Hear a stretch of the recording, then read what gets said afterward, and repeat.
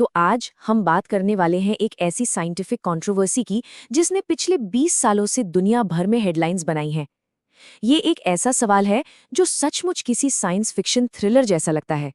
और वो बड़ा सवाल ये है, क्या वाई क्रोमोसोम, जो मर्दों की बायोलॉजिकल आइडेंटिटी का बेस है, सच में गायब हो रहा है? इस एक सवाल ने साइंटिस्ट को भी दो टीम्स में बांट दिया है। एक टीम कहती है हाँ, दूसरी कहती है बिल्कुल नहीं। चलिए इस मिस्ट्री को आहिस्ता आहिस्ता खोलते हैं। आगे हम क्या क्या देखेंगे? सबसे पहले इस साइंटिफिक मिस्ट्री को ही समझेंगे, फिर वाई क्रोमोसोम के एवोल्यूशन के सफर को जानेंगे, इसके गायब होने के डर के पीछे क्या साइंस है वो देखेंगे, और फिर स्टेबिलिटी के सबूतों पर भी नजर डालेंगे। और आखिर में समझेंगे कि इस पूरी बहस का असल मतलब क्या निकलता है। तो चलिए शुरुआत करते हैं पहले चैप्टर से, वो साइंटिफिक मिस्ट्री यानी वो ग्रेट डिबेट जो आज तक जारी है। देखिए, ये कोई नई बहस नहीं है। 20 साल से भी ज़्यादा हो गए हैं और साइंटिस्ट्स इस एक सवाल पर बंटे हुए हैं, क्या हमारा वाई क्रोमोसोम धीरे धीरे खत्म हो रहा है या फिर ये यहीं रहने वाला है। और ये सिर्फ एक एकेडमिक सवाल नहीं है, ये ह्यूमन एवोल्यूशन के फ्यूचर से जुड़ा है। अब इस पूरी बहस को ठीक से समझने के लिए थोड़ा सा बेसिक्स में जाना जरूरी है। तो चलिए वाई क्रोमोसोम के सफर और उसके जेनेटिक बेसिक्स को समझते हैं। हम सब जानते हैं इंसानों में जेंडर का डिटर्मिनेशन सेक्स क्रोमोसोम से होता है। फीमेल्स में आमतौर पर 2 एक्स क्रोमोसोम्स होते हैं, यानी XX, जबकि मेल्स में एक एक्स और एक वाई क्रोमोसोम होता है, यानी XY। ये वाई क्रोमोसोम ही है जो बायोलॉजिकल मेल होने का सिग्नल देता है। अब इस स्लाइड में जो बात है ना, वो सबसे ज़रूरी है। वाई क्रोमोसोम पर एक बहुत ही इंपॉर्टेंट जीन होता है जिसे कहते हैं SRY जीन। यही वो मास्टर स्विच है जो वूम में मेल कैरेक्टरिस्टिक्स के डेवलपमेंट को ऑन करता है।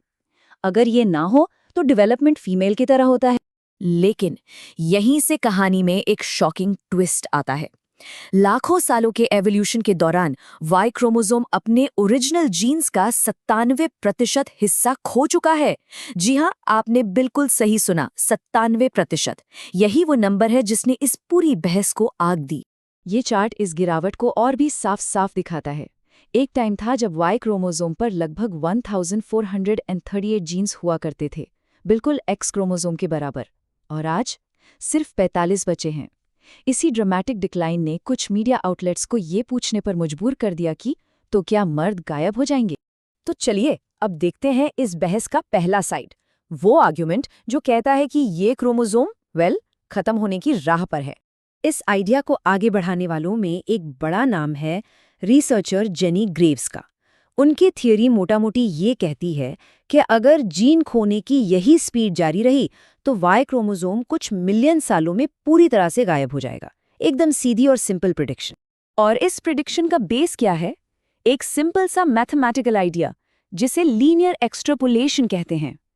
मतलब अगर हम पास्ट में जीन लॉस की स्पीड को देखें और उसी स्पीड से आगे का अंदाजा लगाएं तो एक दिन ये नंबर 0 तक पहुंच जाएगा।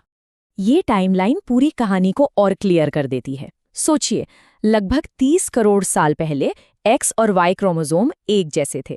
आज सिर्फ 45 जीन्स बचे हैं और इस थ्योरी के हिसाब से करीब 11 मिलियन साल यानी 1.1 करोड़ साल में ये पूरी तरह से गायब हो सकता है। लेकिन कहानी यहाँ खत्म नहीं होती।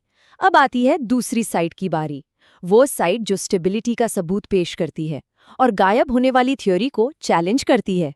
तो अब हमारे सामने दो बिल्कुल अलग अलग बातें हैं। पहला आर्ग्यूमेंट कहता है कि वाई क्रोमोसोम तेजी से बिना रुके खत्म हो रहा है, जबकि दूसरा और ज्यादा रीसेंट आर्ग्यूमेंट ये है कि नहीं, जीन लॉस की प्रोसेस अब बहुत बहुत धीमी हो गई है और स्टेबल हो चुकी है। और इस स्टेबिलिटी वाली थ्योरी के पास एक बहुत पावरफुल नंबर है, 25 मिलियन यानी 2.5 करोड़ साल। MIT और दूसरे इंस्टीट्यूट्स के साइंटिस्ट ने सॉलिड डेटा दिया है जो दिखाता है कि वाई क्रोमोसोम पिछले 2.5 करोड़ सालों से काफी हद तक स्टेबल है।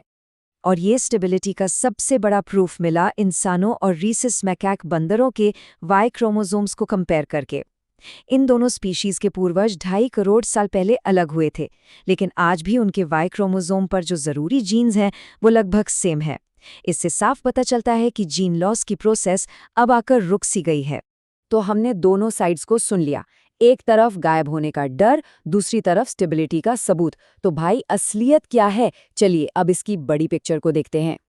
देखिए, सबसे पहली और जरूरी बात, Y क्रोमोसोम का छोटा होना एक एवोल्यूशनरी फैक्ट है, ये बिल्कुल सच है। लेकिन ज्यादातर साइंटिस्ट्स इस बात पर अग्री नहीं करते कि इसका मतलब मर्दों का एक्सटिंक्शन तय है।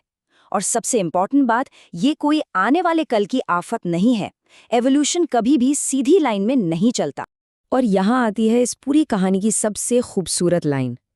एवोल्यूशन हमेशा एक रास्ता ढूंढ ही लेती है। जब एक सिस्टम काम करना बंद कर देता है ना, तो नेचर अक्सर एक नया, बेहतर सिस्टम बना लेती है। इसका एक जीता जागता फैंटास्टिक एग्जाम्पल है चूहों की कुछ स्पीशीज। इन स्पीशीज ने अपना पूरा का पूरा Y क्रोमोसोम ही खो दिया, लेकिन वो खत्म नहीं हुए। उल्टा उन्होंने दूसरे क्रोमोसोम्स पर सेक्स डिटरमिन करने वाले नए जीन्स इवॉल्व कर लिए। मतलब नेचर के पास एक बैकअप प्लान पहले से तैयार था। तो Y क्रोमोसोम का फ्यूचर क्या होगा, इस पर बहस तो चलती रहेगी, पर एक चीज बिल्कुल साफ है, ह्यूमन जेनेटिक्स का फ्यूचर हम सोच भी नहीं सकते, इतना अनप्रिडिक्टेबल है और किसी भी साइंस फिक्शन मूवी से कहीं ज्यादा कॉम्प्लेक्स और इंटरेस्टिंग है। तो हम आपको इसी सवाल के साथ छोड़ जाते हैं।